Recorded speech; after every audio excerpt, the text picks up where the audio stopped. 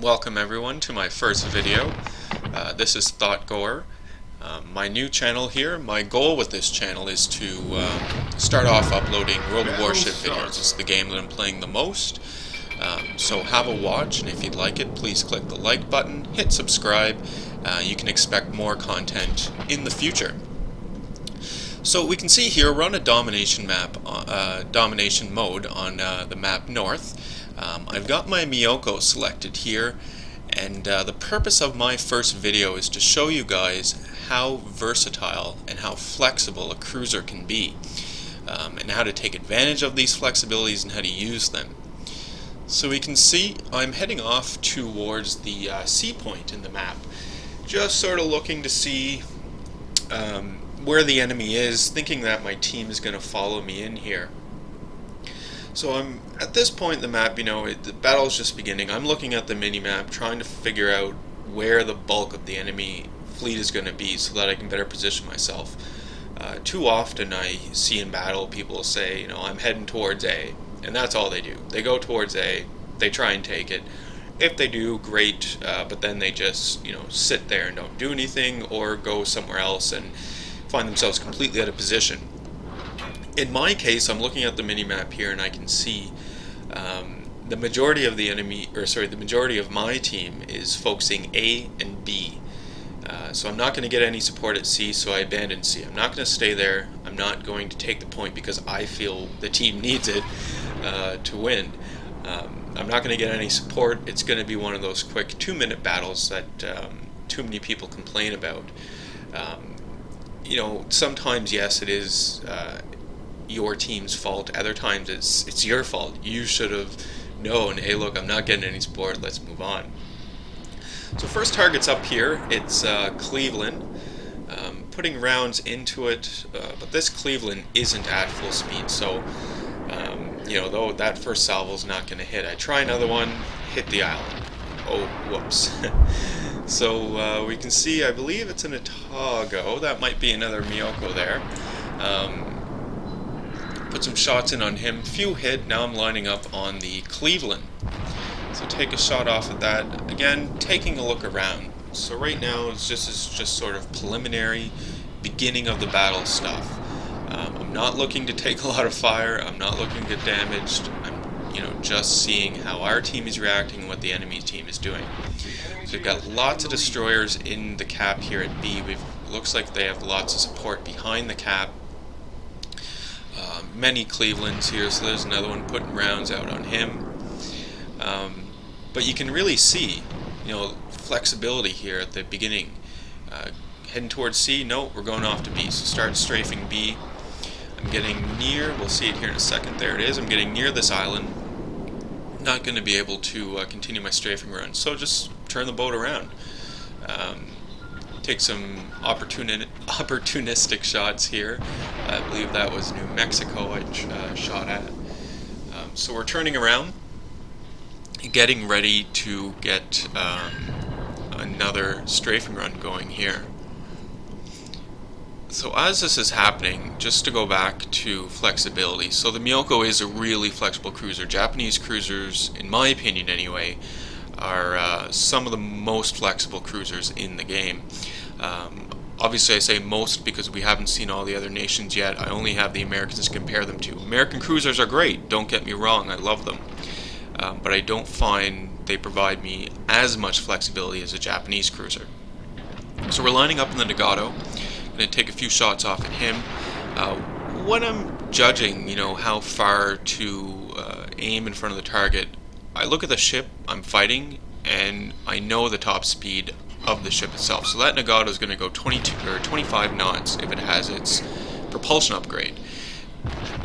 I believe it does have the upgrade because I thought I saw the upgraded hull on it there. Without the upgrade, you're looking at about 22 knots top speed of a Nagato.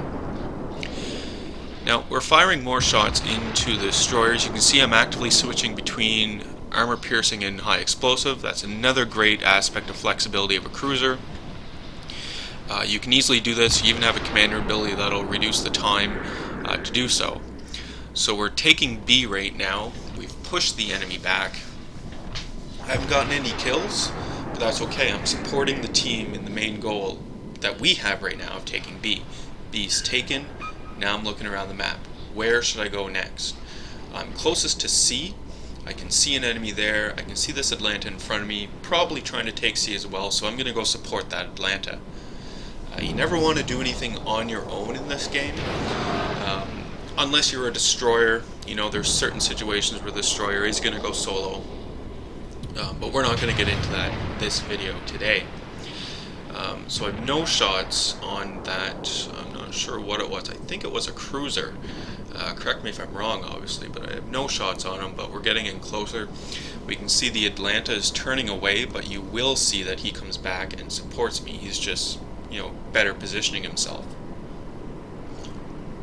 A little bit of coffee there. Anyway, looking at the minimap, we can see the team is about to take A, which is fantastic. It doesn't look like the enemy team is putting up much of a resistance here at A. We have a lot of ships, and our carrier is supporting A.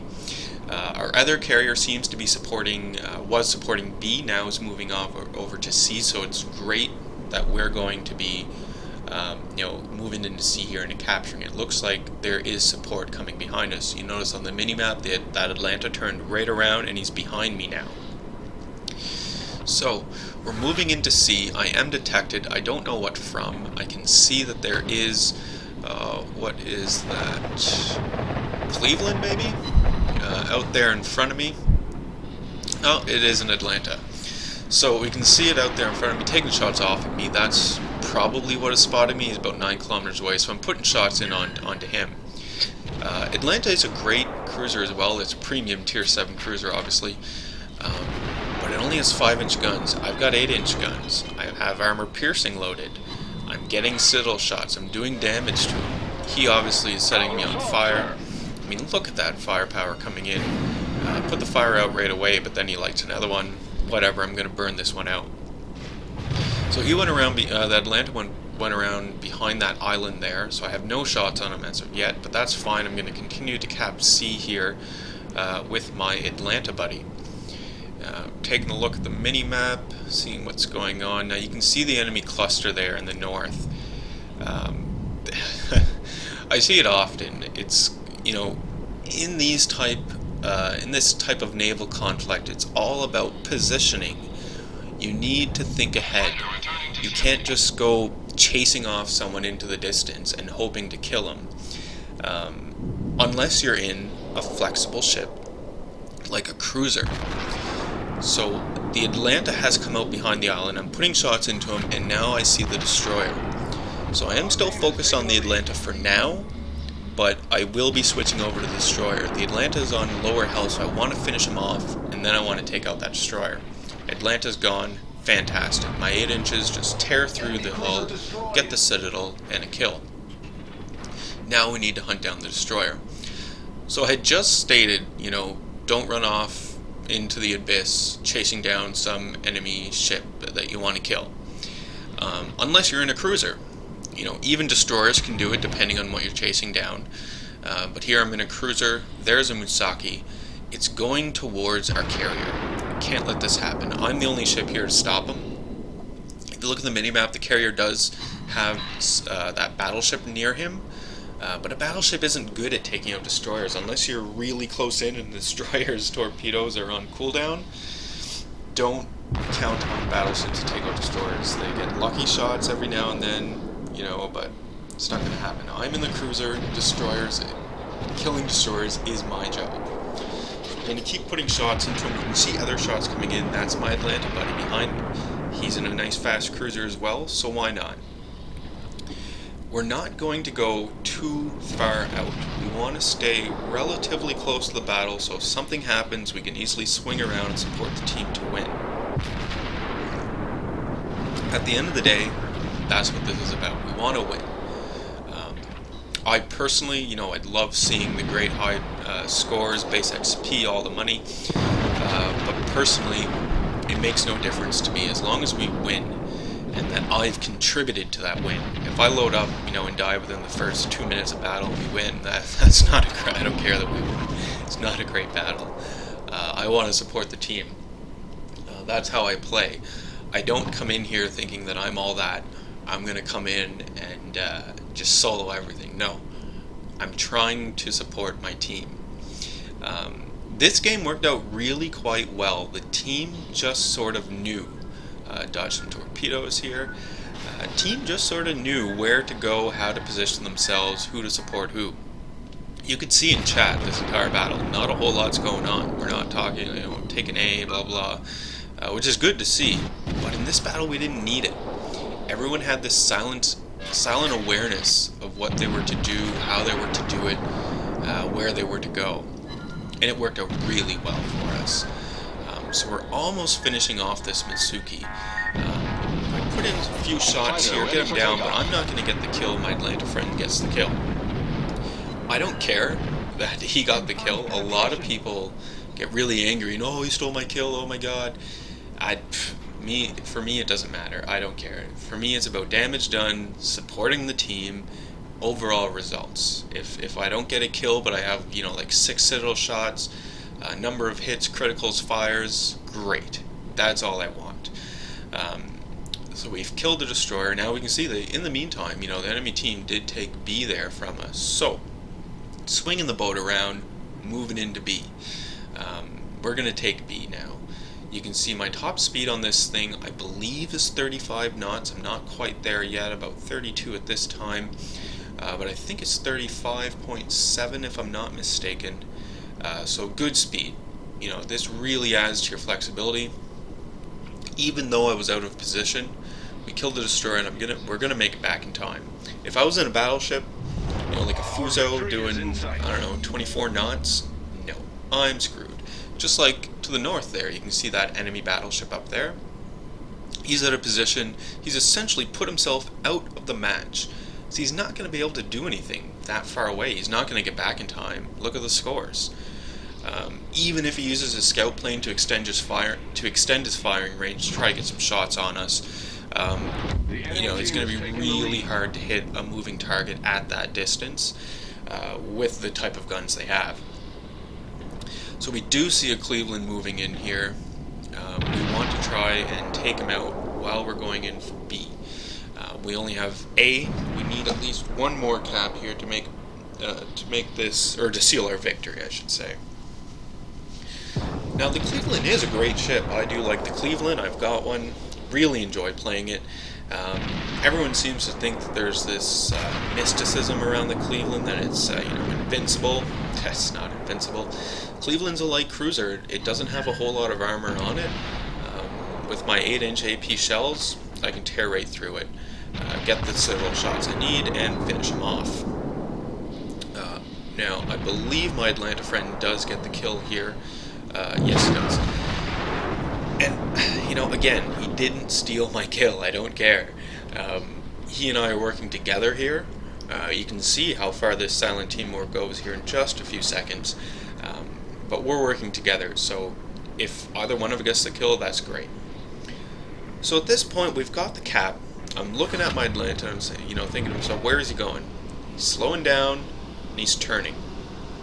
Obviously, I want to stay with him, so I'm going to start turning as well. Now, when I spoke about silent awareness and everyone just sort of knew what to do and how to do it without really communicating to each other, look at this turn. I'm turning around because I know he wants to turn. I'm watching him the whole time to see if he straightens out. He doesn't. He is doing a hard turn just like I am. So essentially, we're just turning in unison here. He cranks it back to full speed. I'm at full speed doing a turn. My Miyoko's super maneuverable, so I don't have to worry about running into anything at this time. We're turned right around, ready to face the Cleveland again. Fantastic. Looking at the scores, though, you can see the match is almost over. We have undeniably won this match. And it's all thanks to the team. We worked as a team. We went A, we went B. People sort of, when the map begins, look at how your team is dispersed. Don't go to a certain point because, on this map I always go to this point, or I like this point more. What's the point? Look at how your team is dispersed and take the points that are most advantageous for the team themselves. In our case, it was A and B. I went to C because I personally like going to C on North. It's where I like to fight. And that's what I did at the beginning. but I didn't commit myself to it. I saw what the team was doing. Abandon C, go for B. So we're going to try and kill this New Mexico here before the match ends, but it's not going to happen. We've got this one. So again, cruiser's incredibly flexible. Use that flexibility. Understand your position on the map and where you are. Work as a team. It's so important. You can see I didn't have a bunch of kills, but look at my overall scores here. They're great. So I finished with, you can see, 3,000 experience, few kills, citadel shots, pretty good stuff. And again, it all comes down to the teamwork. All about teamwork in this game. Get that through your head, people. So that'll conclude my first video. You can look forward to more videos. I'll try to put up one, hopefully every day, depending. And yeah, thanks again for watching. Click the like button, subscribe to the channel, and you guys have a great day.